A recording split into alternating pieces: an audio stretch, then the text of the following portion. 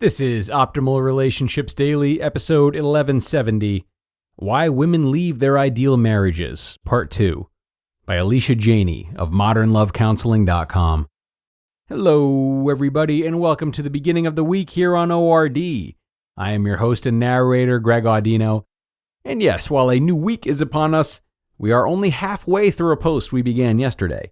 Such an amazing post from Alysha Jeney on the slab. I love the start it got off to yesterday. So please do listen to that if you haven't already. That would be episode 1169. But if you are all caught up, then let's get right into the second and final part as we continue optimizing your life. Why Women Leave Their Ideal Marriages, Part 2, by Alysha Jeney of modernlovecounseling.com. Number 2.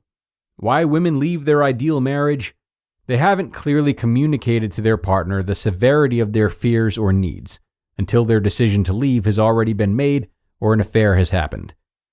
Again, not a criticism or judgment, a mere observation I have seen throughout the years when working with couples. One correlation that seems to generate across the board is seeing some women get so defeated by their perception of failed attempts that often by the time they get to counseling, they've already made up their mind to leave their marriages.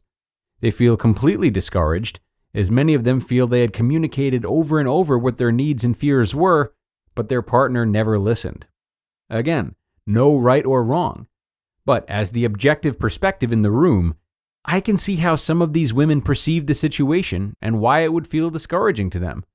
I can also see their male counterparts' perspective, that they internalize their partner's attempts to communicate as being nagged or criticized over and over again, i.e., you never take me out anymore, or I'm at home with the kids all day and you barely notice me when you get home, and misreading between the lines of what their partner was trying to communicate, like I'm unhappy, I'm lonely, or I'm feeling abandoned. This disconnect in communication is common in all the relationships I work with, and I explain it in terms of a vulnerability scale. I ask my clients to rate themselves based on a scale of 1 to 5 in vulnerability. When they come into session, they are mostly speaking their truths in an emotional 5. But when they're at home, they may only be communicating to each other at a level 1 through 3. We don't realize that just because we're speaking doesn't mean our vulnerability and intention is being heard. If we've communicated for years at a level 1 through 3, no wonder our partner hasn't been hearing us. A level 1 through 3 has a tone. It's often aggressive or demanding. It's protecting our overall insecurities and is wrapped up in unnecessary content. This message is very different than communicating to your partner at a level 5 and expressing your deepest needs, insecurities, and feelings without defensiveness. The unfortunate part of this situation, it's simply due to lacking tools. Most of us don't know how to speak at a level 5 with our partner. Most of us feel isolated or misunderstood by our partner at times. Most of us have shut down. Years of perpetuating this cycle, I can understand why couples separate. It's exhausting. However, my suggestion, if you're currently experiencing this, seek support right away. This could save your relationship, and in my belief, it can be saved. Number 3. Why women leave their ideal marriage. They realize they have created a life that has only checked boxes versus actually being fulfilling in a way they authentically desire. This isn't always the case. None of these are, by the way. But I have seen many women get to a place in their lives that they reflect and realize they aren't really fulfilled. They start to realize they may have been operating out of societal norms or perceived expectations, and never really gave themselves permission to pursue what they wanted. Many women find themselves at a crossroads, where they realize the things they settled for when they got married are actually huge needs that aren't getting met. They then find themselves conflicted with how to ask their partner for these things when they knew what they were getting when they agreed to get married. This is tough, because they want to ask for what they need, like more emotional connection, but know practically that they married a man that doesn't have the capacity to offer this to them. They feel stuck with suppression, are conflicted, and feel stuck. They may also experience extreme guilt, as they may love other parts of their partner but still feel incomplete, i.e., he's such a good dad, or he doesn't cheat, he takes care of me financially and supports my career goals. This blog may really resonate with you. It may shake up a lot for you as well. Maybe you're a woman who can relate to these feelings, Or maybe you're the man who struggles with understanding why their wife is leaving and/or left. This blog is intended to promote insight and awareness. Everyone's story and situation is different, and everyone has the right to make their own decisions. But if you're in a situation that is similar, and you'd like to prevent divorce or have a safe space to discuss divorce, counseling can be incredibly helpful. Learning the tools to better understand yourself, as well as how to speak more clearly with your partner, can be exactly what your relationship needs in order to grow. Counseling can be a preventative tool as well, so it's never a bad time to seek someone out to assist with building more understanding and clarity within your partnership.